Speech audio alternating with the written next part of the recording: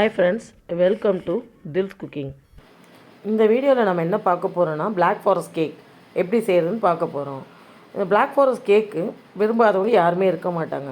முக்கியமாக குழந்தைங்க எல்லாரும் பிளாக் ஃபாரஸ்ட்னால் ரொம்ப விரும்பி சாப்பிடுவாங்க. எங்கள் வீட்டு பிள்ளைங்களுக்காக நான் இதை செய்திருக்கேன். வாங்க பார்க்கலாம். அதுக்கு ஃபஸ்ட்டு 150 கிராம் மைதா மாவு எடுத்திருக்கேன். மைதா மாவு நான் வச்சுருக்கேன் மெஷர்மெண்ட் கப்பால் மெஷர் பண்ணி எடுத்துக்கிட்டேன். இதுலேயே நான் 3 ஸ்பூனு கோகோ பவுடர் எடுத்திருக்கேன். இதையும் சல்லடையில் போட்டுக்கிட்டேன். 1 ஸ்பூன் பேக்கிங் பவுடர் எடுத்திருக்கேன். 1/4 ஸ்பூனு பேக்கிங் சோடா எடுத்திருக்கேன். இதெல்லாம் ட்ரை இன்க்ரீடியன்ட்ஸ். இதெல்லாம் ஒன்றா போட்டு சலித்து தனியாக எடுத்து வச்சுக்கணும். சலித்த மாவை எல்லாத்தையும் ஒன்றா நல்லா சேர்த்து மிக்ஸ் பண்ணி அந்த மாவை ப்ரௌன் கலர், அந்த நம்ம சேர்த்துருக்க அந்த கொக்கோ பவுடரோட கலரு மாறி ஒயிட்டும் ப்ரௌனும் மிக்ஸ் பண்ணி நல்ல கலர் சேஞ்ச் ஆகிருக்கும். அது மாதிரி நல்லா கலந்து எடுத்து வச்சுக்கணும். இப்போது 3 முட்டை எடுத்திருக்கேன். இந்த 3 முட்டையோட ஒரு 1.5 ஸ்பூனுக்கு வெனிலா எசன்ஸ் ஆட் பண்ணியிருக்கேன். இது ரெண்டுத்தையும் போட்டு பீட் பண்ணுறேன். என்கிட்ட பீட்டர் இருக்குது, நான் பீட்டர் வச்சு பீட் பண்ணுறேன். பீட்டர் இல்லாதவங்க விஸ்க் வச்சு கூட பீட் பண்ணிக்கலாம். அது நல்லா பீட் ஆகணும். இதுக்கு கூடவே நம்ம மெஷர்மெண்ட் பண்ண அந்த கப்பால் சுகரும் எடுத்துக்கிறேன். மாவு எதில் மெஷர் பண்ணி எடுத்துனோம் அதே கப் அளவுக்கு நான் சுகர் எடுத்துருக்கேன். சுகர் உங்களுக்கு அதோட கம்மியாக வேணும்னா எடுத்துக்கலாம், கம்மியாக கூட எடுத்துக்கலாம். கொஞ்சம் கம்மியாக 3/4 கப்பு போடலாம். நான் ஃபுல்லாக எடுத்து இந்த சுகரை நான் 3 பேட்சாக பிரித்து கொஞ்சம் கொஞ்சமாக போட்டு பீட் பண்ணியிருக்கேன். சுகர் கரைதான்னு பார்க்கணும். நம்ம அது பீட் பண்ணும்போதே நமக்கு தெரியும். இல்லை சுகர் சரியாக கரையிலைன்னா நரன்னு இருக்கும். சுகர் நல்லா கரைஞ்சதுக்கப்புறம் அது பாருங்கள், அந்த எல்லோ கலர் நல்லா மாறி இருக்குது, முட்டையும் சுகரும் சேர்த்து. இதில் நான் 1.5 ஸ்பூன் பால் காய்ச்சி ஆற வச்ச 1.5 ஸ்பூன் பால் போட்டு நல்லா பீட் பண்ணிக்கணும். அது பீட் பண்ணி முடித்ததுக்கப்புறம் 1 ஸ்பூன் குக்கிங் ஆயில், அதாவது ஃப்ளேவர் இல்லாத எந்த ஆயில் வேணாலும் யூஸ் பண்ணிக்கலாம்.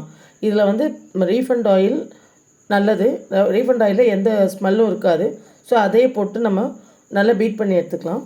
இப்போது ட்ரை இன்க்ரீடியன்ட்ஸ் மிக்ஸ் பண்ணி வச்சோம் இல்லையா, அதை கொஞ்சம் கொஞ்சமாக போட்டு ஸ்பேட்சுலா வச்சு மிக்ஸ் பண்ணணும்.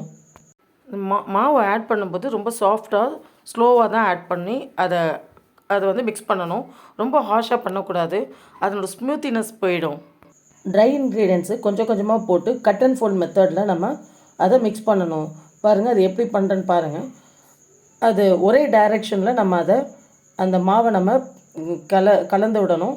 அது கலரும் போதே பாருங்கள், அந்த கலர் சேஞ்ச் ஆகி கொஞ்சம் கூட கட்டி இல்லாமல் நல்லா பார்க்கவே நல்ல மாவு பதம் தெரியும் உங்களுக்கு.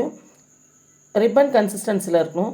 அதுக்கு முன்னாடி நான் பாத்திரத்தில் ஆயில் அப்ளை பண்ணிவிட்டு அதில் பட்டர் பேப்பரும் வச்சுட்டு அதில் ரெடி பண்ணி வச்சுருந்தேன். அதில் நம்ம இப்போ மிக்ஸ் பண்ண அந்த பேட்டரை அதில் ஊற்றி அதை நல்லா டேப் பண்ணி ஏர் பபிள்ஸ் இல்லாமல் செக் பண்ணிவிட்டு இப்போ அதை நம்ம ரெடி பண்ணியாச்சு. அதுக்கு முன்னாடியே நான் ஓவனை ப்ரீஹீட் பண்ணி வச்சுருக்கேன். 10 மினிட்ஸ் பிஃபோர் ப்ரீஹீட் பண்ணிவிட்டேன். இப்போ நம்ம இதை ரெடி பண்ண இந்த பேட்டரை நல்லா டேப் பண்ணிவிட்டு ஏர் பபிள்ஸ் இல்லாமல் செக் பண்ணிவிட்டு ஓவனில் வைக்க போகிறோம். இப்போ கேக்குக்கு தேவையான சுகர் சிரப் ரெடி பண்ண போகிறேன். அதுக்கு நான் செர்ரி பழத்தை எடுத்து அதை நைஸாக கட் பண்ணி அதையும் 2 ஸ்பூன் சுகர் போட்டு 1 டம்ளர் தண்ணி ஊற்றி அந்த சுகர் கரையிற வரைக்கும் ஸ்டவ்வில் வச்சு சூடு பண்ணி எடுத்து வச்சுக்கிட்டேன். அது ஆறுற வரைக்கும் வெயிட் பண்ணும். இப்போது கேக்கும் ரெடி ஆயிடுச்சு. கேக் ரொம்ப சூப்பராக அழகாக வெந்து வந்திருக்கு. அது நல்லா பாருங்கள், நல்லா ஃப்ளஃபியாக பார்க்கவே நல்லா ஸ்பான்ஸியாக இருக்குது. இதில் இருக்க பட்டர் ஷீட்ஸ்லாம் நான் எடுத்துட்டேன். இதை எடுத்துட்டு நான் 3 லேயராக கட் பண்ணிக்கிட்டேன்.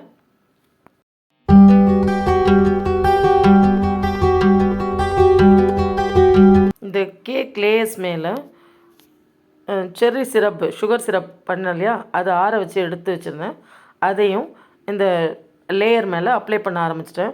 சுகர் சிரப் கூட அந்த செர்ரி ஃப்ரூட்ஸையும் மேலே அப்படியே லைட்டாக ஸ்ப்ரெட் பண்ணி விட்ருக்கேன். அதுக்கு மேலே விப்பிங் க்ரீம் ரெடி பண்ணி வச்சுருந்தேன். 1 கப் விப்பிங் க்ரீம் எடுத்து அதையும் பீட் பண்ணி எடுத்து வச்சுருந்தேன். அந்த க்ரீமையும் அதுக்கு மேலே அந்த சுகர் சிரப்புக்கு மேலே இந்த விப்பிங் க்ரீமையும் அப்ளை பண்ணியிருக்கிறேன். 3 லேயரையும் நான் சுகர் சிரப்பும் விப்பிங் க்ரீமும் கொடுத்து நல்லா கோட் பண்ணி எடுத்துக்கிட்டேன்.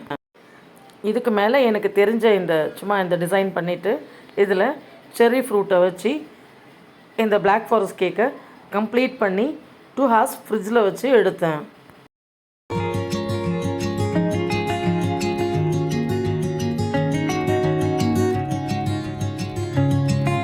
டார்க் சாக்லேட்டை அழகாக துருவி எடுத்துக்கிட்டேன். அந்த நல்லா துருவி இருக்க அந்த சாக்லேட்டை மேலே அழகாக தூவி டெக்கரேட் பண்ணியிருக்கேன்.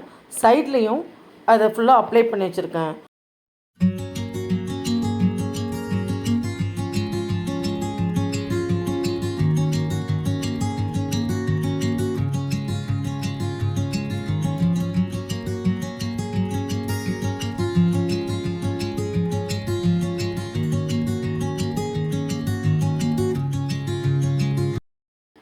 அவ்வளோதான் ஃப்ரெண்ட்ஸ், பாருங்க எவ்வளோ அழகாக ரெடி ஆகிடுச்சு பிளாக் ஃபாரஸ்ட் கேக்கு. இதை நான் ஃப்ரிட்ஜில் வச்சு 2 hours பொறுத்து எடுத்து கட் பண்ணுறேன் பாருங்கள். அதை கட் பண்ணும்போது ரொம்ப சூப்பராக இருந்தது. எங்கள் பசங்க அதை ரொம்ப விரும்பி சாப்பிட்டாங்க.